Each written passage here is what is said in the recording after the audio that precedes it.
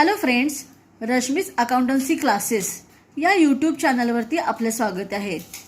मी घेऊन आली आहे अकाउंटन्सी, तेही साध्या सोप्या पद्धतीने, तुम्हाला समजेल अशा भाषेत.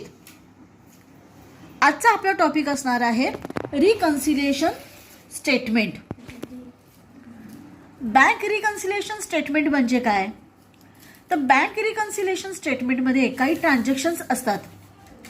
त्या ट्रान्झॅक्शननुसार बँक कॅशबुक आणि पासबुक याच्यामध्ये ज्या एंट्री असतात, लक्षात ठेवा, कॅशबुक आणि पासबुकमध्ये ज्या एंट्री असतात त्या कॅन्सल करून एक स्टेटमेंट तयार करायचं असतं. त्याला म्हटलं जातं बँक रिकन्सिलिएशन स्टेटमेंट. रिकन्सिलिएशन म्हणजे काय? म्हणजे कॅशबुक आणि पासबुक या दोन्हीमध्ये ज्याची एंट्री आहे ते ट्रान्झॅक्शन्स, ती अमाऊंट कॅन्सल करायची आणि नसलेली अमाऊंटची एंट्री ही रिकन्सिलिएशन स्टेटमेंटमध्ये केले जातं. मी असं सांगितल्यावरती तुमच्या काहीच लक्षात येणार नाही. त्यासाठी मी तुम्हाला समजेल अशा पद्धतीने एक छोटासा प्रॉब्लेम घेत आहे. तो प्रॉब्लेम आपण बघूयात. रिकन्सिलिएशनचा छोटासा प्रॉब्लेम आहे. Passbook for the month of August 2015. Opening balance ₹33,800 and the closing balance as per cash book is ₹36,700. Find the closing balance as per passbook.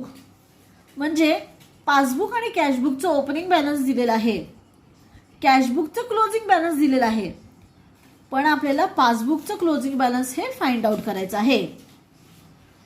त्यासाठी मी एक छोटासा प्रॉब्लेम घेतलेला आहे.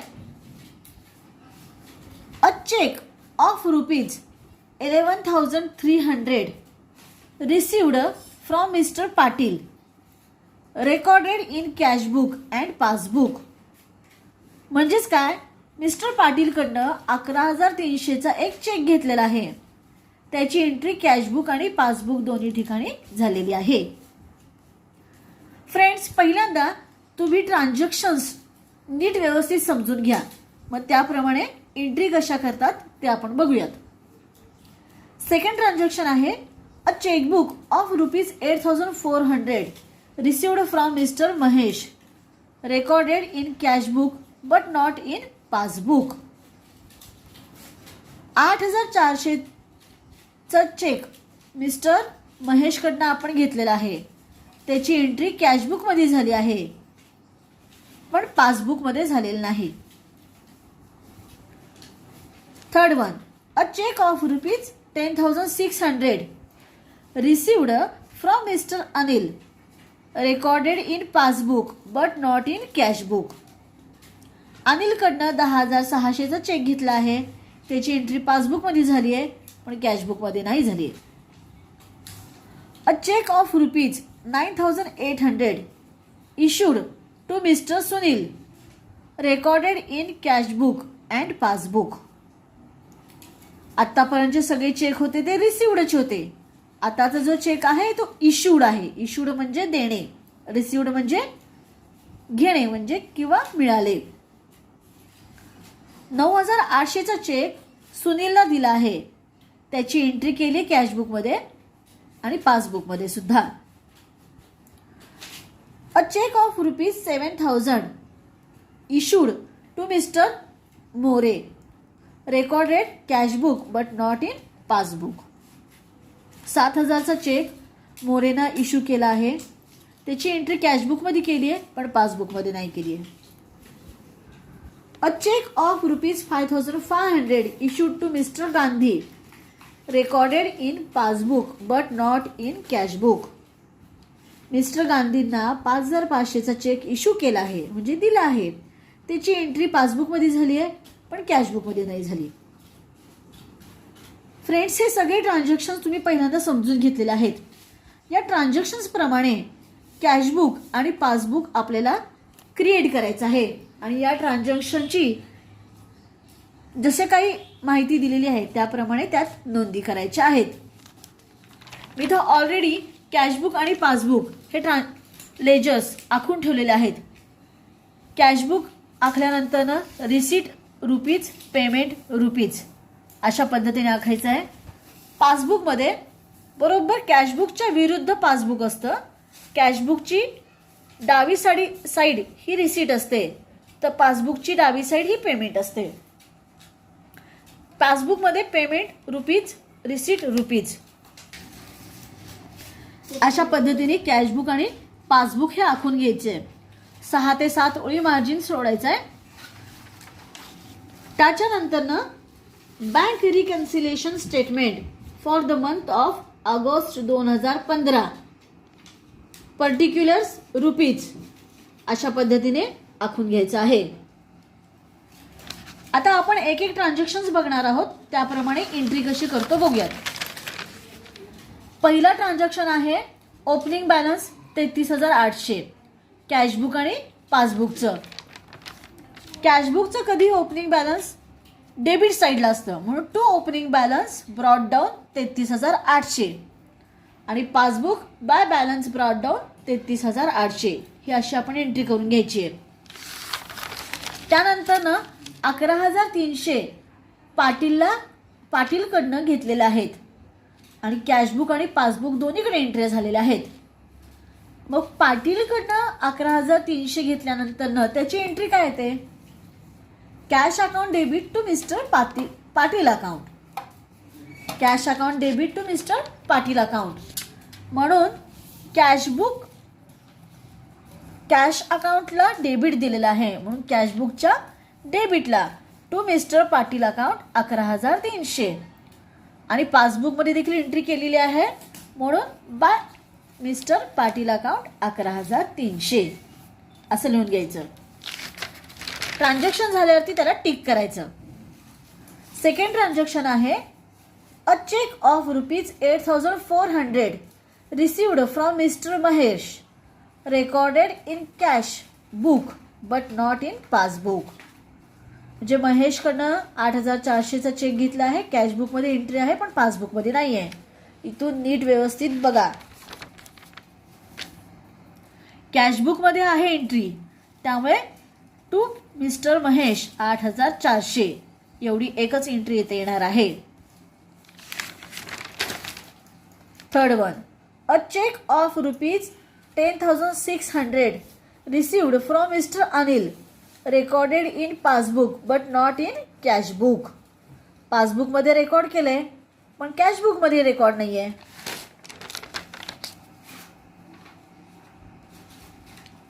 बाय मिस्टर अनिल 10,600 हे पासबुकमध्ये आहे आणि कॅशबुकमध्ये काहीच एंट्री नाही आहे त्याची. Next cheque of rupees 9,800 issued to mister Sunil recorded in cashbook and passbook दोन्हीकडे केलेलं आहे. कॅशबुकच्या डेबिट साईडला to mister by mister Sunil 9,800 आणि पासबुकच्या डेबिट साईडला टू मिस्टर सुनील 9,800. पुढे a cheque of rupees 7,000 issued to mister More recorded in cashbook but not in passbook.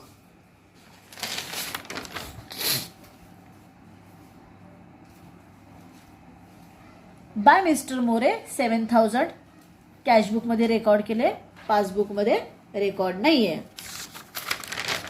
Transaction समजून घ्या तुम्ही. अवघड वाटत असेल तर माझा व्हिडिओ 2 ते 3 वेळा बघा. तुम्हाला बँक रिकन्सिलेशन स्टेटमेंट इतक्या सोप्या पद्धतीने कुठेही शिकायला मिळणार नाही. आणि अकाउंटिंग साध्या सोप्या पद्धतीने शिकण्यासाठी रश्मीज अकाउंटन्सी या यूट्यूब चॅनलला लाईक, सबस्क्राईब आणि शेअर करायला विसरू नका.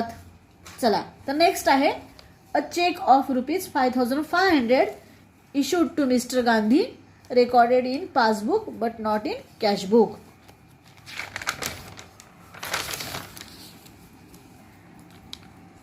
पासबुकमध्ये टू मिस्टर गांधी 5,500 अशा पद्धतीने आपले 6 ट्रान्झॅक्शन्स कॅशबुक आणि पासबुकमध्ये एंट्री करून झालेले आहेत. कॅशबुक आणि पासबुकमध्ये एंट्री करून झाल्यानंतरनं कॅशबुक आणि पासबुकमध्ये जे काही सेम अमाऊंट आहेत त्याच्यावरती खाट मारून घ्यायची. कॅशबुकला 33,800 आहेत टू बॅलन्स ब्रॉडडाऊनला, तसंच पासबुकला देखील आहे 33,800. नंतरनं कॅशबुकच्या क्रेडिट साईडला 9,800 सुनील आहे. इथे टू सुनील आहे 9,800, त्याला एक खाट मारून घ्यायची आहे. नंतरनं कॅशबुकला टू मिस्टर पाटील आहे 11,300. पासबुकला देखील पाटील आहे मिस्टर पाटील 11,300.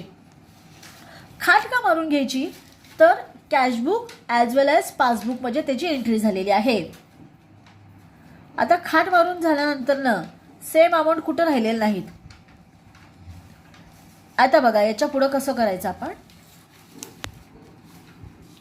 आपण खाली जे बँक रिकन्सिलेशन स्टेटमेंट आखलेलं आहे तिथे लिहायचं bank balance as per cashbook 36,700. प्रॉब्लेममध्येच आपल्याला सांगितलं आहे by balance brought carry down 36,700, तो इथे घेतलेला आहे. आणि कॅशबुक आणि पासबुकमध्ये ज्याला काही खाट मारलेलं नाही, ही डेबिट साईड आणि ही क्रेडिट साईड आहे. क्रेडिट साईड ही पहिल्यांदा घ्यायची रिकन्सिलेशन स्टेटमेंटमध्ये आणि नंतरनं ती ॲड करून खाली लेस करायची. क्रेडिट साईड पहिल्यांदा घ्यायची, बाय लिहिलेली सगळी घ्यायची, ॲड करायची आणि त्यातून लेस डेबिट साईड करायची. तर क्रेडिट साईडला कॅशबुकच्या काय मिस्टर मोरे आणि सगळ्यात पहिला बॅलन्स ब्रॉडडाऊन आपण घेतलेला आहे 36,700. Mister More 7,000, add first one mister More.